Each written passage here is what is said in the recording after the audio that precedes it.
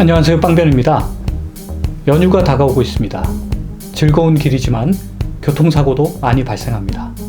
사고가 나면 누구나 크게 당황하게 돼 있죠. 하지만 이미 사고는 발생했고 어차피 돌이킬 수 없습니다. 그렇다면 정신을 차린 뒤 2차 피해가 발생하지 않도록 조치를 취해야 할 것입니다. 그러고 나서 1차 사고에 대한 신속 정확한 처리를 하셔야 합니다. 여기서 자칫 실수하면 뺑소니로 처벌받을 수도 있습니다. 오늘은 어떤 경우에 뺑소니가 되는지 설명드리겠습니다.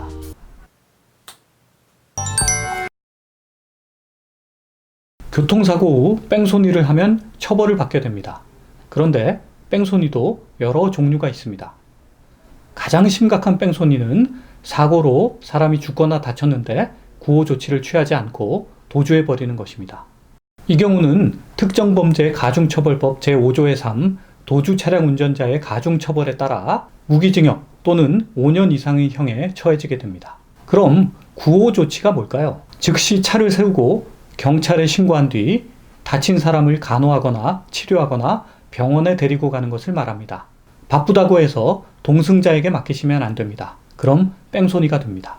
의료진에게 환자를 인계할 때까지 반드시 함께 계셔야 합니다. 의료진이 도착하기 전에 떠나면 역시 뺑소니가 됩니다. 다만 피해자 측에서 구호 조치가 필요 없음을 적극적으로 표명하거나 기타 응급 조치가 필요 없다는 사정이 사고 직후 객관적이고 명확히 드러나는 경우에만 예외가 됩니다. 그럴 자신이 없으면 무조건 병원에 데리고 가는 것이 안전합니다.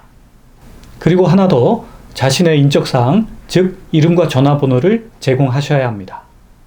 이것도 나중에 하시면 안 됩니다. 다친 사람 곁을 떠나기 전까지 하셔야 합니다. 그럼 나는 교통사고 피해자인데 다친 사람은 가해자인 경우는 어떨까요? 즉, 나는 잘못한 게 전혀 없다. 이 경우도 똑같습니다.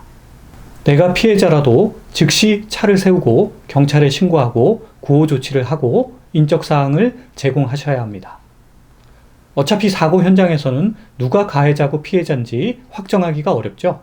그러니까 그거 따지느라고 구호 조치를 소홀히 하시면 절대 안 됩니다. 자칫하면 뺑소니가 됩니다.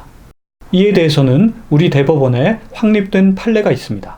교통사고의 결과가 피해자의 구호 및 교통질서의 회복을 위한 조치가 필요한 상황인 이상 그 의무는 교통사고를 발생시킨 당해 차량의 운전자에게 그 사고 발생에 있어서 고의, 과실 혹은 유책, 위법의 유무에 관계없이 부과된 의무라고 해석함이 상당할 것이다.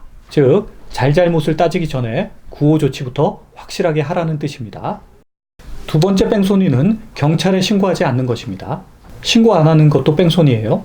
다만 다친 사람이 없고 도로에서 위험 방지와 원활한 소통을 위해 필요한 조치를 다한 경우에만 예외가 됩니다. 그래도 혹시 모르니까 신고하는 게 안전합니다. 조금만 다쳐도 신고를 하세요. 세 번째 뺑소니는 주차나 정차된 차량을 들이받은 뒤 인적사항을 제공하지 않고 도주한 경우를 말합니다. 30만 원 이하 벌금이나 구류에 처해집니다. 그리고 교통사고가 발생한 뒤에 운전자가 경찰에 신고를 하고 구호 조치를 하고 위험 방지를 위한 조치를 하는 것을 방해한 경우에는 6개월 이하의 징역이나 200만 원 이하의 벌금 또는 구류에 처해집니다. 즉, 교통사고 현장에서 빨리 차 빼! 내가 지나가야 돼! 라고 위협하시면 안 된다는 뜻입니다.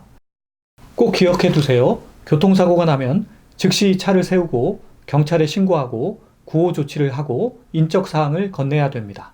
그렇지 않으면 뺑소니로 처벌받을 수 있습니다.